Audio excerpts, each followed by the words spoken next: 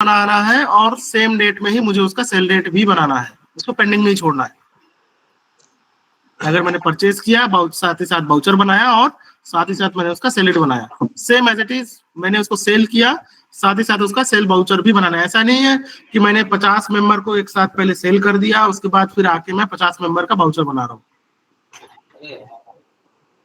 मैंने जैसे ही सेल किया एक मेंबर को, उस मेंबर का बाउचर मेरे को उसी टाइम क्रिएट करना है, ये चीज ध्यान रखिएगा, ठीक है। और एक चीज ध्यान रखिएगा, हमारे में रिटर्न का कोई भी ऑप्शन नहीं है।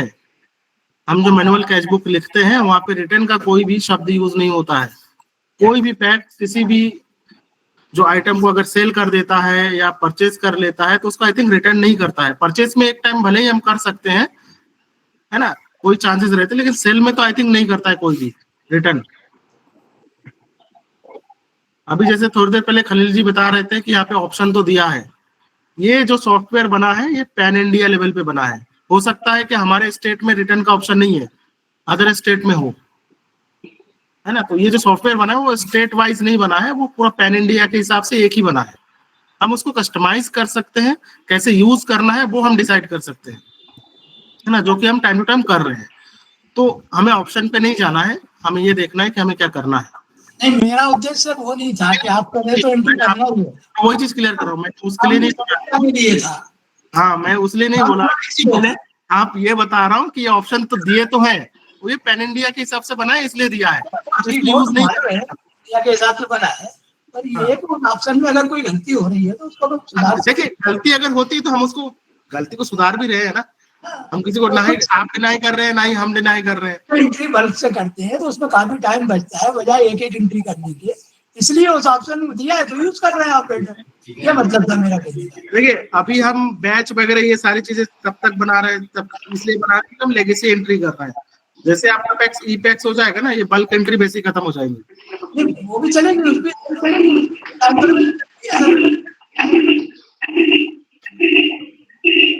है ना। तो इस चीज का ध्यान रखिएगा। और एक चीज ध्यान रखिएगा कि अभी मेरे पास शायद कल या परसों में देख रहा था, कल ही की बात है शायद, किसने एक इशू रेज किया था कि वो ये बोल रहे कि मैंने परचेज रेट तो 100 रुपए से बनाया था, लेकिन जब मैं सेल करने जा रहा हूं तो वहां पे 110 रुपए दिखा रहा है ना। वो 110 रुपए दिखाने का रीजन है जीएसटी। आप मर्चेंडाइज में आएंगे, यहाँ पे एक HSN कोड के नाम से एक ऑप्शन आपको मिलेगा। आप एक चीज ध्यान रखिएगा, जो भी आप परचेज सेल करते हैं पीडीएस को छोड़ के, तो सब जीएसटी इंक्लूडेड होता है। बिना जीएसटी के ना तो आप परचेज कर सकते हैं और ना ही सेल कर सकते हैं, है ना। जीएसटी मैंडेटरी है, तो इस चीज का ध्यान रखिएगा। अच्छा, ये सीओ से लॉगिन नहीं किया है, तो आप HSN कोड में जैसे ही जाएंगे तो वहां पे आपको दिख जाएगा किस आइटम पे आपने कितना जीएसटी लगाया है, या अगर आप लगाना चाहते हैं तो वो भी आप वहां से लगा सकते हैं, ठीक है। मैं आपको वो स्क्रीन एक बार दिखा देता हूं। अब मर्चेंडाइज में आएंगे, HSN कोड में जैसे आएंगे, जितने भी आइटम आपने परचेज सेल किया होगा या आइटम बनाए होंगे वो सारे आइटम यहाँ पे आपको दिखेंगे, है ना। यहाँ पे आपको दिख रहा होगा HSN कोड जो आपको मैनुअल बुक में ऑलरेडी रहता है। यहाँ देखिए CGST है या IGST है या IGST है।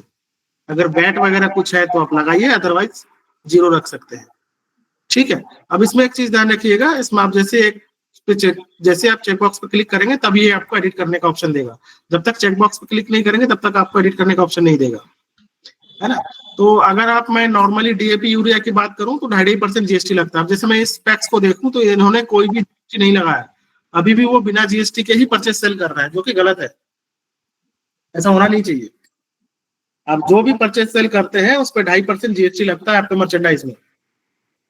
लेकिन सर उसमें एक इशू आता है, जैसे अपन सेल करते हैं ना, सेल रेट डिफाइन करने के बाद में फिर जो वो राउंड फिगर में लेता है उसको वैल्यू, जैसे अपन राउंड फिगर में अभी लेता है वो 1-2 पैसा ले रहा है। वो चीज क्लियर करता हूँ, राउंड फिगर में लेता है 1-2 पैसा अभी राउंड फिगर में ले रहा है। वो इसलिए लेता है कि हम यहाँ जो डेसिमल वैल्यू डालते हैं वो 5 डिजिट डालते हैं, और कई केसेस में ऐसा होता है कि हमारा जो RO है वो मोस्टली 2 डिजिट तक ही कैलकुलेट करता है जीएसटी को, तो उस वजह से वो राउंड फिगर में जाता है। अब उस पर भी बात कर रहे हैं, आने वाले समय में वो इशू भी रिजॉल्व हो जाएगा। ठीक है सर। वो 1-2 पैसा अगर जाता है तो मोस्टली साल भर में 5 रुपए, 10 रुपए, 20 रुपए, इससे ज्यादा नहीं होगा अगर टोटल राउंड फिगर की भी मैं बात करूं तो, है ना। लेकिन वो 1-2 पैसे की वजह से आपको बिना जीएसटी के परचेज सेल नहीं करना है। उसको सर के सैलरी एडिटेबल करके उसको एडजस्ट करना पड़ता है वहां से फिर। देखिए अभी आपके पास मैनुअली आप एडिट अगर कर पा रहे हैं तो अच्छी बात है, आप ऐसा कर लीजिए। उसमें सर नहीं, वैसे कोई इशू नहीं है सर, उसमें का थोड़ा सा टाइम लग जाता है, एक एक पैसे हाँ, करके उसको एक एक से करना पड़ता है। सर देखिए इसमें मैं वही काफी बोल रहा हूँ। प्रॉब्लम भी आ रही है सर, इसमें काफी पैक्सों में सर क्या कहते हैं ये जो यूरिया लगभग 253.50 यानी कि अमाउंट में हाँ, रहता है, उसमें सर ये पैसे कैलकुलेट करने में क्या कहते हैं काफी एक एक फार्मर पे काफी टाइम लग रहा है पैक्सों। कैसे कैसे? सही जब ये सेल करते हैं जब फार्मर यानी कि एक एक फार्मर पे, तो जैसे हाँ, यूरिया का अमाउंट तो 253.50 है, अगर डीएपी का अमाउंट तो लगभग राउंड फिगर में रहता है तो उसमें दिक्कत नहीं आती है। लेकिन हाँ, यूरिया जिसमें क्या कहते हैं पूरा राउंड फिगर में अमाउंट नहीं है, तो उनमें क्या कहते हैं एक एक फार्मर पे जब सेल करते हैं तो वो सब पैसे कैलकुलेट में क्या कहते हैं उनको बार बार उसे सही करना पड़ता है सर, वहाँ पे मैनुअली। देखिए मैं वही बता रहा हूँ, मेरा अगर पैरामीटर सब कुछ सही है, मैंने जीएसटी सही सही लगाया है, सब कुछ अगर एक्यूरेट है, तो फिर आपको मैनुअली तो कुछ कैलकुलेट करने की जरूरत ही नहीं, सिस्टम खुद ही कैलकुलेट करके आपको दे देगा नहीं अगर सर मेरा वो सब कुछ सही है तो।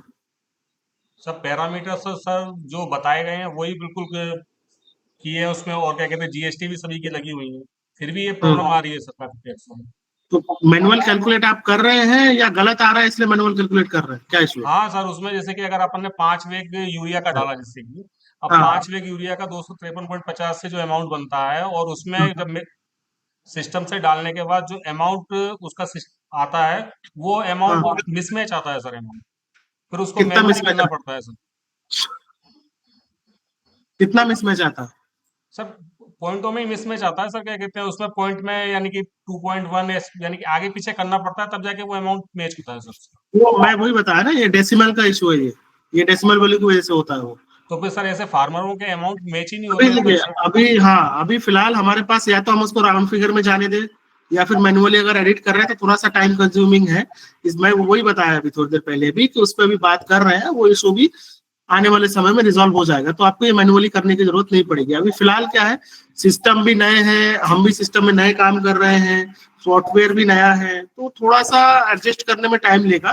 एकदम से 100% सब कुछ सही नहीं होगा, सर थोड़ा सा हमारे यहाँ पे सॉफ्टवेयर भी सर समझना पड़ेगा। सर हमारे यहाँ पे तो लगभग सर एक एक पैक्स में लगभग 500 600 किसानों के क्या कहते हैं खाद वितरण होता है, और उसमें ही हाँ, काफी प्रॉब्लम आती है उनका, इसीलिए उनका टाइम लगता है काफी पैक्स का। देखिए अभी जब तक सोल्यूशन नहीं आता है तब तक तो इतना टाइम देना पड़ेगा, जब तक सोल्यूशन इसका नहीं आता है तब तक कोई ऑप्शन नहीं है, क्योंकि हम काम करना तो बंद नहीं कर सकते, एंट्री तो हमें करनी है। नहीं हाँ, सर थोड़ा समय ले रहे हैं, उस चीज को हम समझते हैं, काम है ना, करने उसकी की बंद रिजल्ट की का नहीं बात कर रहे दे हैं। रहे हैं सर, क्या कहते हैं उनको प्रॉब्लम ये आती है कि सर उसमें क्या कहते हैं या तो एक फिक्स अमाउंट हो, क्या कहते हैं कि इतना से हमें पॉइंट से हमें आगे पीछे करना है, अभी अब हम उसमें कोई तो सर जुगाड़ पे नहीं जा रहे हैं, हम परमानेंट सोल्यूशन की बात कर रहे हैं, इसलिए टाइम ले रहा है।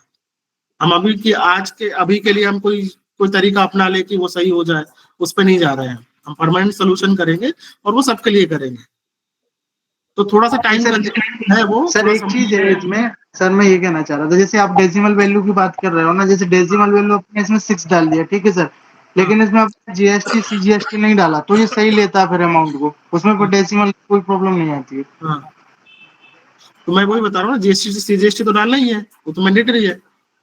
ये तभी आता है ये एरर अपना अमाउंट का, लेकिन वैसे नहीं आता है। जीएसटी भी पॉइंट में ही है ना, जीएसटी का अमाउंट भी पॉइंट में ही आता है ना, उसलिए सर अगर जैसे सर जैसे अगर अपन इसमें राउंड फिगर का ऑप्शन ऑफ कर दें तो हो सकता है क्या? नहीं नहीं, नहीं नहीं होगा। तो फिर वो आपका आरओ से मैच नहीं करेगा। आरओ से मैच तो वैसे ही नहीं करता है, वो राउंड फिगर का अलग से वाउचर बना देता है, उस चक्कर में वो वैसे भी नहीं करता।